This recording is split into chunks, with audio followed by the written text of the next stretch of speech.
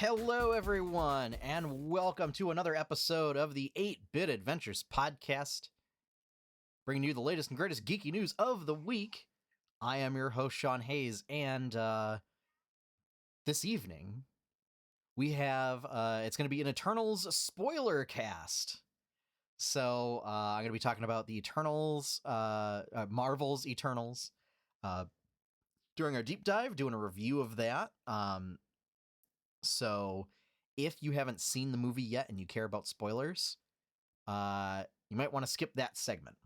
So, hope you all have had a good week, and why don't we get right into our quickfire news? We got a couple of items, but you know, nothing too big, nothing too major. All right, so starting up our quickfire news. Morbius. So this is an upcoming Sony Pictures film. So this is going to be another Spider-Man film that we got a trailer. This is the vampiric antihero, sort of. We got a trailer for this movie. So set in the sort of newer Spider-Man MCU universe, sort of name drops Venom, in the trailer. So tying it in a little bit with that. I hope so. I don't remember who made Blade. I don't remember if Blade was Fox or if Blade was Sony. It'd be really funny to see if they tie this in with Blade. So yeah. But yeah, ultimately, this is a story, doctor, doing research on some sort of, disorder, and, goes to find a cure for it, and then ends up becoming a vampire, which cures him of the disorder, but it causes all sorts of other problems. So yeah, I'm kind of interested to see this. I didn't end up seeing either of the Venom films, but I feel like I'm missing out on that. I would like to see this one, though. So, yeah, I'm not sure where this is going to fit into the timeline of films, or how it's going to interact with the weird sort of Spider-Man multiverse crossover stuff they're doing with whatever the next film coming out in December is. I can never keep the name straight. If it's No Way Home, maybe. Yeah. Anyway, next up, Metal Gear Solid 2 and 3 are being removed from digital storefronts. Seems that Konami hadn't renewed licenses for historical footage that were used in cutscenes, and therefore are likely pulling them to figure out how to rework the games without using that historical footage so they don't have to pay licensing costs. There is no timeline when these games would return. This means that, like, even on the 3DS, there was still a Metal Gear Solid 2 on the 3DS. That's been pulled. Yeah, it's a big mess. Licensing in games is a huge issue. So I don't know. I feel like once again there needs to be some better way of handling it, so that way like this doesn't happen. But yeah. So if you're fans of that series, sorry. I mean, you missed out. If you hadn't picked them up already on whatever digital storefronts. So next up, Activision Blizzard once again. Overwatch 2 and Diablo IV have been delayed, but no release date given. No updated release date given. Reasons for the delay have been cited as, quote, higher voluntary turnover and departure of a number of individuals across the company. So yeah, it sounds like some of the problematic people may have been in higher up positions with this. or potentially if they weren't problematic people, they might have been people subjected to the behavior and decided they didn't want to put up with it anymore. A likely big reason for Overwatch 2's delay is the departure of Jeff Kaplan, former director of Overwatch. So yeah, delayed until whenever. So, highly expected that the ongoing legal proceedings and company culture is also a big factor in this. So yeah. All right. Niantic's Lightship. So Niantic, you might have recall, they make Pokemon Go. They also just announced a Pikmin AR game. They've worked on some other stuff. I think they worked on the Harry Potter AR game. They are now launching an AR platform that is primarily designed to help devices like AR glasses have better detection systems for spatial recognition and determining where objects fit in relation to each other, both virtual and real. So that way, they could put virtual objects behind real objects. And this is they're sort of having a dev kit available for people to use that it sounds like it's going to be free, but if you want to have it utilize more than 5 devices, then you start getting into licensing stuff. The big focus on the platform seems to be using wearables like AR glasses, and building their own sort of quote unquote metaverse type thing. Whereas instead of VR, it's using AR. So that way you're still interacting with the physical world to some degree. No idea if this is going to pan out, much like Facebook's metaverse concept. But providing a platform for people to build their own AR experiences is certainly a good step in the right direction for doing, more interesting things. I believe the person who is in charge of this used to work at Google and being in charge of Google Maps.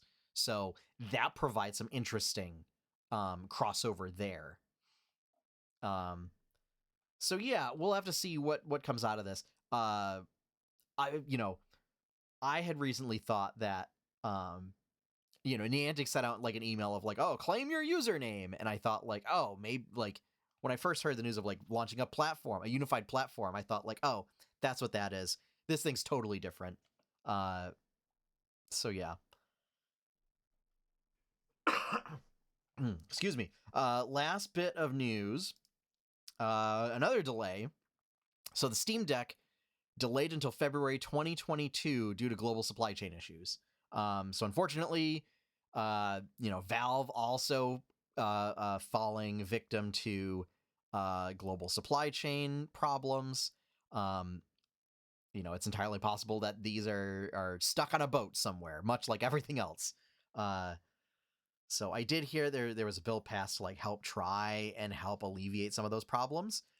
So we'll have to see if a lot of the issues get alleviated. But ultimately, it's just global supply chain is going to be all sorts of messed up for at least another year, maybe even 2 years. So I would expect delays on any big things like that. I can't remember if I talked about it on last week's podcast, but the Switch consoles are also going to be feeling the effects of this as well. Not as a new unit being released, but just there may be shortages again for the Switch just due to these supply chain issues. So, all right. So we did real quick quickfire news. We're gonna shake things up a little bit and do quest log before we go into the deep dive, so that way folks aren't bouncing back and forth for this. So it is time for quest log.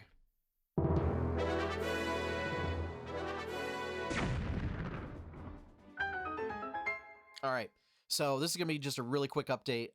So I said last week that I was going to work on follower emotes. We have a bunch of them. Got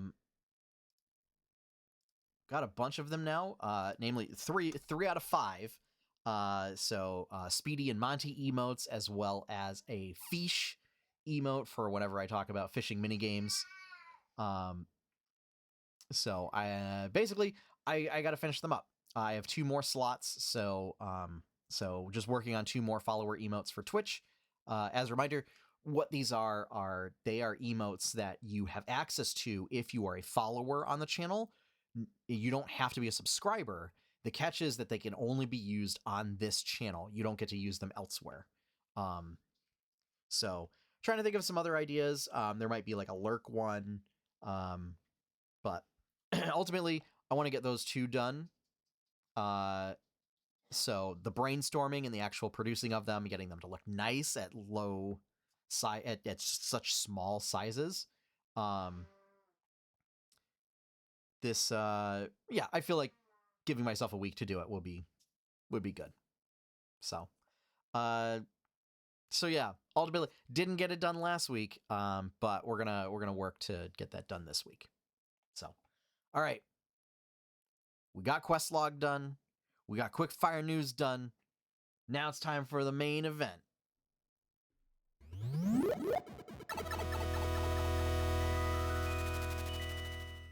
Okay, so as a reminder, this is going to be a spoiler review of Marvel Eternals.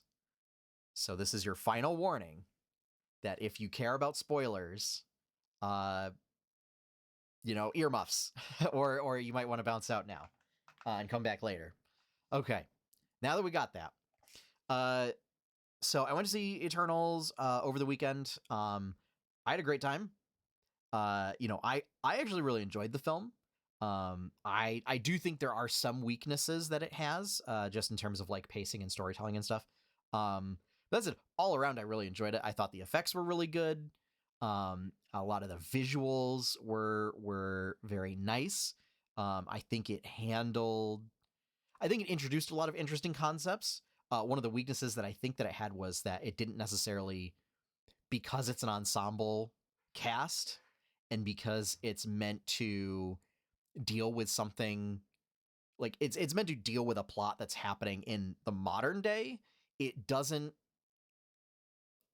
give enough time to fully realize a lot of the ideas and concepts that it introduces. Like what do you do to fill your time when you're immortal? How do you handle holding all of those memories and emotions and stuff over time? Ultimately exploring, since they're all constructs, meaning, and like how like finding meaning outside of your intended purpose, and then where do you go from there with that?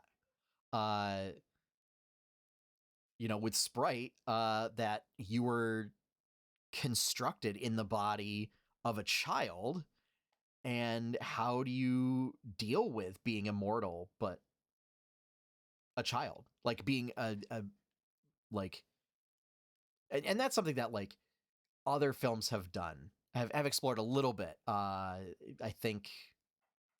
feel like there's some vampire films that have touched on that, of like someone that gets turned as a child and now is like stuck being a child for 400 years. So just it introduced like a lot of content and threw out a lot of concepts, or with Festos, coming up with technology and helping humans advance, only to see them like use that advancement to then create weapons of mass destruction, and reconciling with that. And I've seen some articles that like said that the film, it was kind of a travesty for like not treating, like, introducing that as like a minor moment to like give the illusion of like character development, where like it didn't go into it enough and treat it with enough respect. I don't necessarily know if I agree with that stance. Like I do think it should be treated with respect, um, but I think like it raises a valid question. For somebody that's supposed to be like, their job is to foster innovation and scientific achievement and uh, you know uh, uh, advances in all forms of science and medicine, and like, how do you reconcile with that being your role and then seeing the effects of that happen, um and basically, like, because you're a construct, having perfect memory of all the events that happened. um so yeah, I mean, ultimately, I think it was going to be difficult. Like, these are a lot of things where, like, if it focused on one hero instead of a team of heroes, like, you probably could have had enough time to explore those uh, concepts fully. But it's also, you're essentially having to do a film about like a team of superheroes. Uh, and I think for what it was trying to do, it did it well. Um, I do think the way, so the movie started out pretty oddly, where it was like silent open with text, and that's like I think it would have been uh, uh, I, hmm, it would have been a better opening, I think, and it would have God, I can't quite formulate what I'm trying to think. Um, it would have been a better opening, I think, had they had maybe some sort of exposition done as a voiceover. Um, and you can have the text on the screen while they're doing that. Um, and at the same time, like, do some sort of visuals.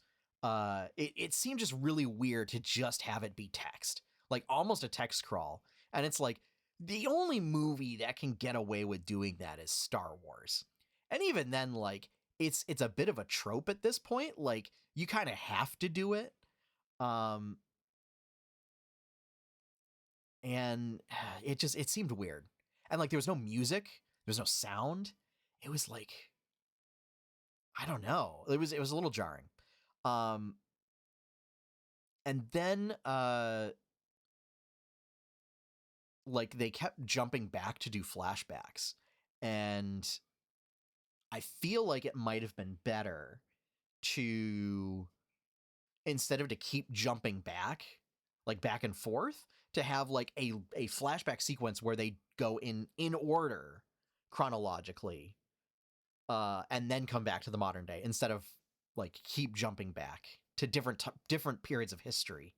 Um, or if you're gonna do that, like, maybe do it like once per character, and really tie it in with that character, and maybe do like, I feel like they could have done a little bit more blending some effects and stuff, to like really nail in, like, this is meant to give you some history and exposition on this character, tie it in, do some really cool effects and stuff.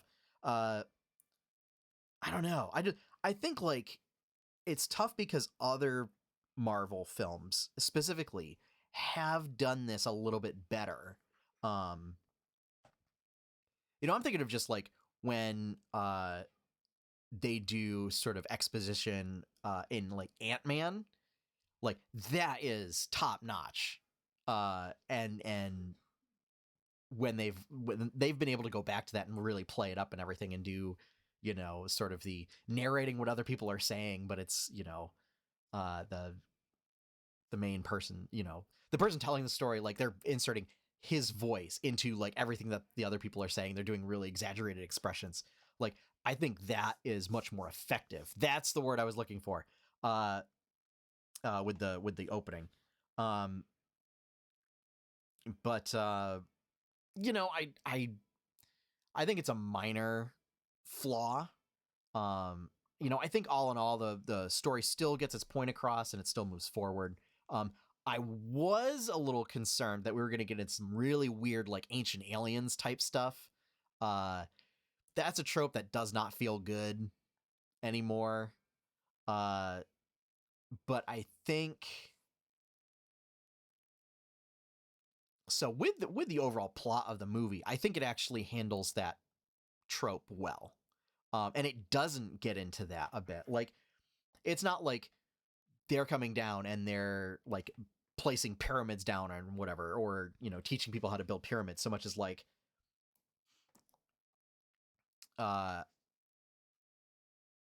providing like sparks of inspiration and helping to guide, doing all sorts of powers and things to provide a little bit of a push to humanity. It's not like they're teaching ancient peoples, giving them advanced technology to do things like build the pyramids or build Stonehenge or whatever. It's like, nah, humans are still doing that stuff on their own. They're just might be getting a little bit of a guidance, a little bit of a push here and there. With the idea that like, when somebody has like a stroke of genius and comes up with like this very revolutionary concept, like that's what it would be. So I was kind of pleased about how it didn't lean heavily into that trope. Because it happens all too often, and it doesn't feel great anymore. Because it kind of downplays like the achievements of humans. And I mean, with the plot in this, it's the idea being, with the Eternals, their job is to get life on Earth to hit a certain number, so that it then is fuel for a nascent celestial. Now, I was thinking about this the other day, and I was like, man, that sounds really familiar. Where have I heard that before? Like, where have I heard that overall plot concept before? Folks, this is basically the plot of Xenoblade Chronicles. The whole point of life on the Bionis. And I'm basically going to explain how this movie is just straight up Xenoblade Chronicles. And I think that's fine, because I love Xenoblade. It's like one of my favorite games of all time. I'm okay with them using this concept. So, Xenoblade, you have two giant titans that are seemingly dead, standing in the sea. And they are massive enough that they are basically worlds in and of themselves. That like they have their own ecosystems, they have their own intelligent life and everything. And with Xenoblade, the whole crux of the first game is that you have these monsters, albeit mechanical monsters, that show up and they just like slaughter humans like left and right. And like, invading, causing wars and everything. And then as you progress through the game, you find out like, oh, they're being captured and like kidnapped. Like either killed or captured and kidnapped and like taken elsewhere and converted into machines. And ultimately the reason for that is, and you think like they're the bad guys this whole time. And then you finally uncover that, oh, the spirit of the Bionis, which is the mech that you're living on, is like this god who is trying to foster life until it reaches a certain point and then consume all that life, reawaken the Bionis, and then restart this titanic struggle. And the denizens of the other Titan, the Mechanis, are trying to cull the population to keep it under that point so that it doesn't happen. So that's Xenoblade Chronicles. This movie, almost the same thing, except it's when it reaches a certain point, all the life gets consumed, the planet's destroyed, and a new celestial awakens. and with the goal, like less destructive goal of like not starting a war or whatever, but then like to create other universes and billions of worlds and billions of peoples, and that stuff. And that the deviants, basically like were originally supposed to be this force for like that would help oversee the operation, and then like something went borked, and then they started like hunting the intelligent life as a way to like keep the numbers down, and so the Eternals are there to take out deviants and help foster the growth of the populations. So that draws a parallel to like Alvis in Xenoblade, who is sort of the spirit of one of the swords that the whole game series is based on. So I was just like, man, this is just some real JRPG nonsense, and I'm here for it. I am all here for it. This is great. And then the whole crux of the movie is like, well, we gotta stop a god from awakening, basically. Like, we gotta stop this from happening. And so, like, there's nothing more JRPG-esque than the plot of the movie eventually, because like in the third act you find out, oh no, our problem's much bigger. We have to now kill a god. I'm here for it. Like, it hit the notes that I enjoy seeing in an RPG, especially like a JRPG, and like a lot of the tropes there. And so one of the things that they talked about was like pulling in from different mythologies, and the fact that like perhaps unintentionally pulling in from like the mythos of Japanese RPG video games is awesome. Now that also pulls in something else that I want to talk about is, so they talked about mythologies and like the I have to look up her name. One of the screenwriters and the director, Eternals, Chloe Zhao.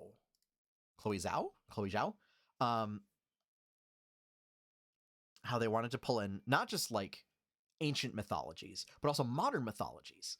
So I don't know if there has been an MCU movie. There might have been like one of the previous Marvel films, like prior to the MCU, that has explicitly called out non-Marvel characters, especially explicitly called out a DC character. Like, they call out Superman, and like what one of the characters, Icarus, like basically he flies around, he shoots eye lasers, he's super strong, he's kind of invulnerable and everything. So the kid's like, hey, are you Superman? And it's like, what is happening? Like, can you do that? Like, I don't, like, can Marvel just like, because like it gets into a weird thing of like where, like with trademark and licensing and stuff, like did they have to like pay DC a bunch of money to be able to mention Superman? Does that fall under fair use? What is going on? This a whole brave new world we're in of Superman getting flat out mentioned in a Marvel movie feels weird. It feels really weird. Like, especially since the fact that like they've mentioned Superman, and I mean, like, they've mentioned aliens before. I think they mentioned Ghostbusters and stuff, but like, I don't know if they mentioned like any Disney movies. Like, I don't know if they've mentioned any Disney characters. I feel like maybe Tony Stark may have made a mention of like Mickey Mouse or something, but it's so it really struck me and like almost took me out of the movie, and I was just like, I've just like wait, how did you get away with this? What do you do? How? Why? And they did like, as Superman as part of the mythology of modern society, as like comic books being a mythology of modern society, that I thought was really interesting. So it really struck me. I was just like, oh, what is going on here? I think the movie had some interesting twists to it. And I think I've namely like it did sort of like a double like a triple cross maybe, and drawing in some interesting parallels from different narratives and literatures. Like Sprite's very clearly intended to be like from a lot of fairy mythologies, but like is very clearly just like a Tinkerbell stand-in. And that's like called out in the movie. I think if you're immortal, becoming like fabricating a persona as a family of movie stars was great. And the fact that he had a valet who just straight up human. It kind of it was almost like oh god, is it Pete that was in Deadpool 2, where he's just like a regular guy and he's just like, yeah, I just thought this was interesting, I'm here I'm here. But how that character ended up becoming, in my opinion, like probably the most heroic in the film, because he doesn't have superpowers. He doesn't have any special skills that would help being a hero. He's just like, he just has the characteristics, he has the heart that you want. Almost kind of reminds me of like on the same level as the fellow in the first Avengers film, who when Loki like commands everybody to kneel, he wouldn't. The guy that refused to kneel, and brought up just past personas, and how like never again. It just like it had sort of the same energy of just like kind of the heroism of everyday people. And I don't know if that really got played up an awful lot in the film. So that's just something that I liked about it. I think the film also, like, deviants kind of have this weird Zerg thing going on, where like they're just able to like hyper mutate to become alpha predators. I don't know. I feel like they could have gone into a little bit more with that. Like it felt like there was a lot of moving pieces happening here. Because I mean, like we've seen, there have been whole movies where like you have one of those creatures and you could make a whole movie based on that, and it's terrifying. Like that's basically John Carpenter's The Thing. A shapeshifter essentially that like is constantly evolving. You could argue Aliens does that. I mean, StarCraft does that with the Zerg. Like that's the whole point of them, is that they are incorporating new genetic material and taking traits that like help complement their existing traits, to become sort of the ultimate life form. But yeah, and that ultimate like, and the way that that's sort of subplot progresses, I feel like it was almost a bit of like a throwaway, like it was a wasted arc, because we find out that like one of them, that like the main one that is able to undergo these metamorphoses, is like absorbing powers from Eternals that it kills. And so like it kills the main leader, and gains the ability to heal itself, which is what, tips off the rest of the team.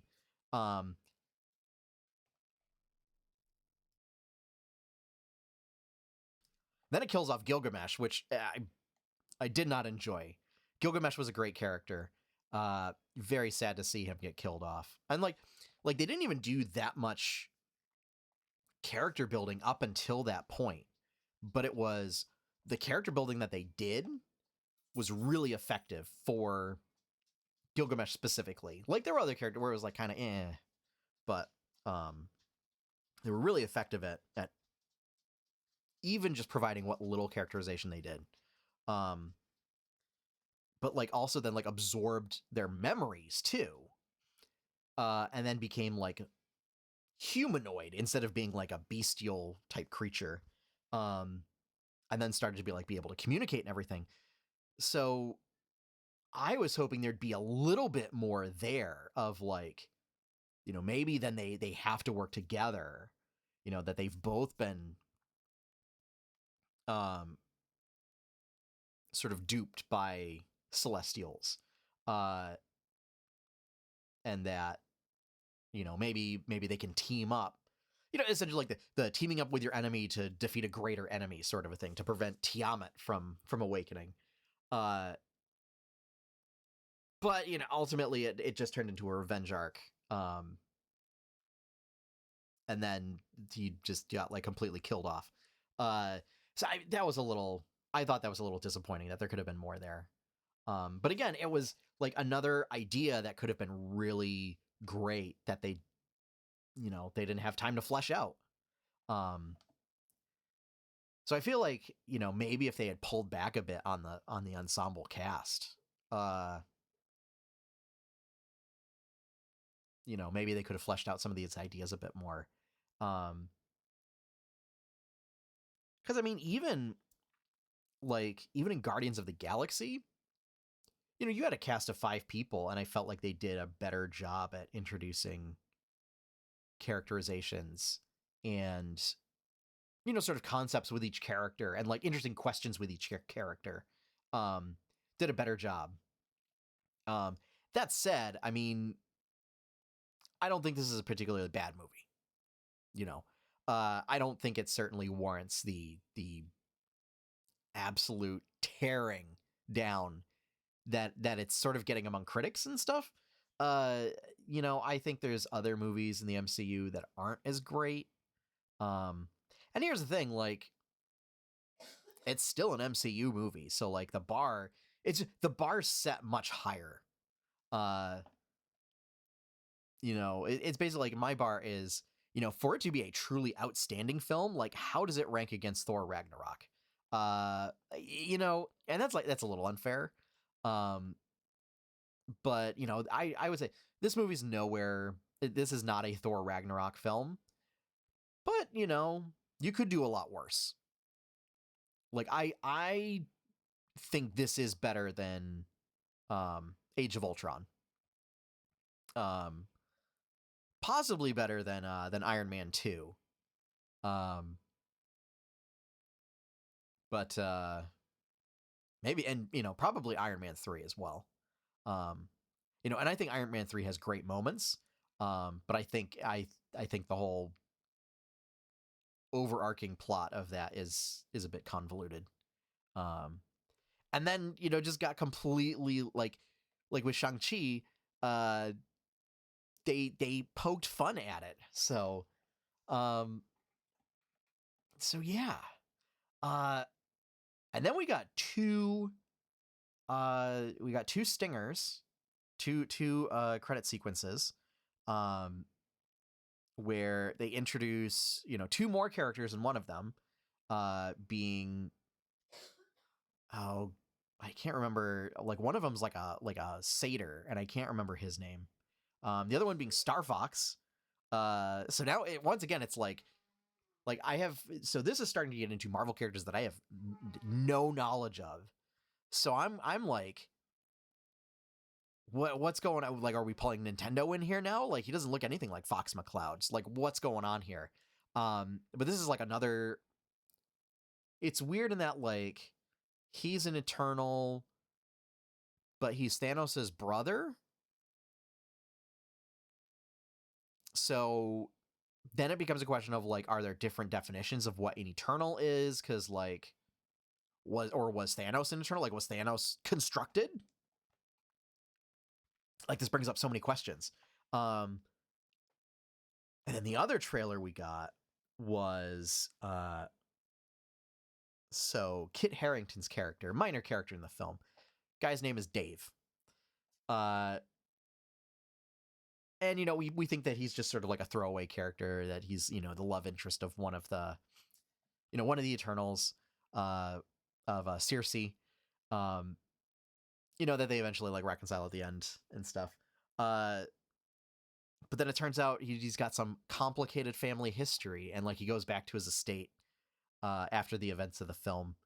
And he opens up this box, and I'm like, what's in the box? What's in the box, Jon Snow? And then you see that it's this sword, and it's like black metal and everything, and I'm like, oh, because, like, there's been some rumblings as to, like, what could the next big arcing villain be for Phase 4 for Marvel? Like, where do we go from here? Like, we've already done Thanos, and so then the question becomes of, like, could it be the Necro Sword? You know, and start pulling in, like, what is it, Gore the God Killer or something? You know, and that would be a way to, like, remove Thor from the MCU. You know, and do something dealing with Hulk. But then also has ties to the symbiotes. So, like, that's where you can start pulling in, like, Venom and Spider-Man. And then it's not that. Come to find out that it's called the Ebony Sword, and he's the Black Knight. So, like, once again, like, characters I've never, you know, heard of. This is pulling into, like, Marvel's version of Arthurian legend. So are we going to start to get, like, a whole bunch of, like, Arthurian MCU movies? Like, are we going to start delving into more fantasy type stuff? I don't know. But also really funny it would be really funny to have Kit Harington just be a Black Knight type character after being Jon Snow for so long. I thought that was funny. But I had to look it up afterwards, because I'm like, I don't know what this means. Like, the only context I have is, like, oh, this is like Grog's sword. Some kind of evil death sword that is cursed. Oh boy. So yeah. I really enjoyed the movie despite its flaws. I think it was just all around a fun film. And, you know, it had great moments of people taking a stand, right? And that's what heroes do. They you know, they look at something and they say the ends don't justify the means. You know, that's where you know, that's a very, like, Captain America type thing. At least starting out was like we don't sacrifice people. And that's ultimately the crux of this film, is, like, I mean, we are preventing billions of worlds from being born by killing off this celestial, but is sacrificing 7.5 billion people and all the other forms of life on Earth and the planet on Earth, which is going to throw the solar system out of whack. Is that worth creating this being? Like, is that sacrifice worth it? And some members of the team are like, yes, like, that's our job. Our job is to make this happen. And ultimately, the ones that have fallen in love with Earth and the people of Earth decide, no, it's not, like, that's not right. Like, you shouldn't sacrifice people in order to do this. So, yeah. All right. Yeah, I don't think I have any. Let's see. I mean, the main thing that I wanted to get across was the similarities to Xenoblade Chronicles. That was the big thing. So yeah, I was so pleased to have thought of that and caught that. And I didn't think of it at the time. It was like this nagging feeling of just like, man, this sounds really familiar. Like, where have I heard this before? And I couldn't pinpoint it at the time. And then it was just like the other day, possibly yesterday even. But yeah, just even inadvertently tying into JRPG mythology was great, I thought. And then yeah, calling out Superman. Just like that is like so different than the Defenders, you know, the Netflix series, you know, Luke Cage and all that, not even being able to refer to other Marvel characters by name because at the time the two studio heads were fighting. That like that TV could not mention the movies, that the movies were untouchable and could not be sullied by the TV shows. So like they couldn't even refer to the Hulk by name.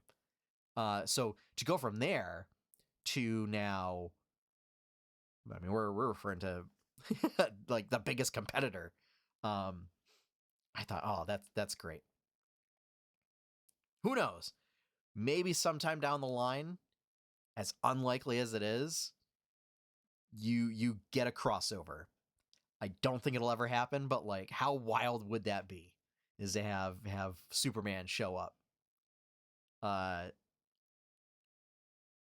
don't know. I think that introduces more questions than answers. But it also brings up like what, like, do comic books exist in a world that has superheroes? And like, I mean, I'm sure it does, right? Because like, I mean, we have comics about regular people. So like, I don't know. So it was interesting to think that like, well, okay, so like in the MCU, like DC exists. Which is really, it's a really funny meta thing. Like which then possibly like Marvel Comics exists inside the MCU. Like does that, it brings up so many questions that I have that are fun to think about. They don't impact the movie or the plot of the movie in any way, but just an interesting thing of what are the ramifications of including that. So yeah, you know, and as a final point, I have to say, the representation in the film was really good. It was a nice, it was a really diverse cast. And it comes from the standpoint of Celestials are creating Eternals, and they're creating them to be a broad spectrum of peoples because they're supposed to blend in with all of the peoples on Earth. So like it's not going to be a homogenized group. And they reflect that of, you know, different abilities, you know, different just ethnicities. So yeah, I mean, different genders, different age ranges, different physical builds. And the idea being like it's okay. Like, like you don't have to be Chris Hemsworth to land to be an Eternal. And like it's kind of become this expectation of like, oh, I'm going to be a Marvel superhero. I have to get jacked now. And this is a way of saying like, well, no, like you're a superhero. And I feel like, you know, it was kind of done for laughs. Like, you know, the audience kind of laughed a little bit at Thor in Endgame. But I think I don't know, I think it resonated with a lot of folks. And Hemsworth it, like insisted on keeping, Thor at that build. Instead of, because like I guess they were gonna plan on him like deciding to like get pumped and like start working out again, like in the context of the movie, and like get back to his physical or like get back to his quote unquote peak condition. And he argued no, that essentially it was from like a standpoint of, to show,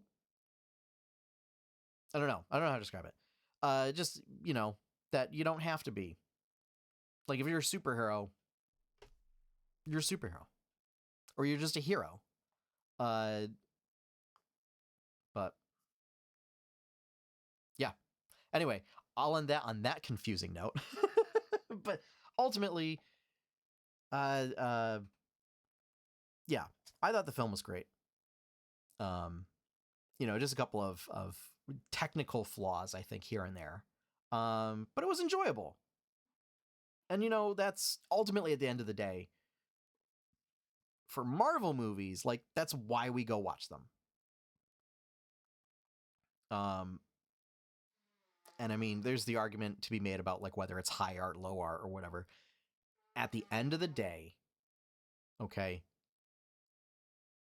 all art is meant to convey an experience, right? Whether it's the artist experience or it's a narrative experience or something, to the audience. And the goal of whether a film, or the goal of whether any piece of art is quote unquote successful or not, particularly with a narrative piece, is if it lines up with the director's vision or the artist's vision of the piece. So there you go, right?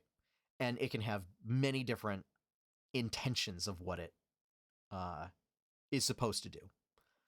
So I think at the end of the day, this film was successful. I don't know if it's been getting the big box office draws that other Marvel films have gotten. But that said, I mean, I've also run into the case where, I posted on Facebook that I was checking into the theater, just like I'm at the local theater, I'm watching Eternals, using the official verified Eternals page, and then Facebook took it down due to violating community guidelines. So there is a concerted effort that, due to the diversity of the cast, that there are folks out there who basically are mad that the cast is diverse. And they're mad. Or they're angry about, the story that's written, and, that Marvel's being, quote, too woke. Get over it. Just get over yourself. Because now I have to deal with something where like a perfectly legitimate post was taken down, and the ramifications of that. So yeah. So, and that's having an effect for sure on,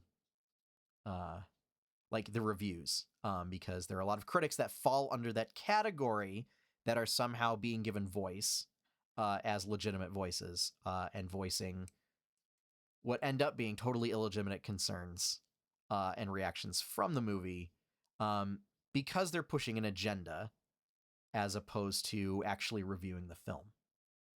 So that's all I'm going to have to say on that. So if you haven't seen the film and you sat through this spoilercast, what are you doing? But if this piqued your interest, go check it out. I really enjoyed it. It's got some really interesting stuff. And we'll see you then. So, thank you for listening to the 8-Bit Adventures podcast. If you want to hear more stuff from 8-Bit Adventures, you can check out 8-bitadventures.com. Over there, there are my comics. There's the podcast, artwork, stream highlights, and more. If you would like to help support that content, particularly this podcast, you can become a patron over at patreon.com/8bitadventures. So the Patreon is done via monthly as opposed to per show or per piece of content.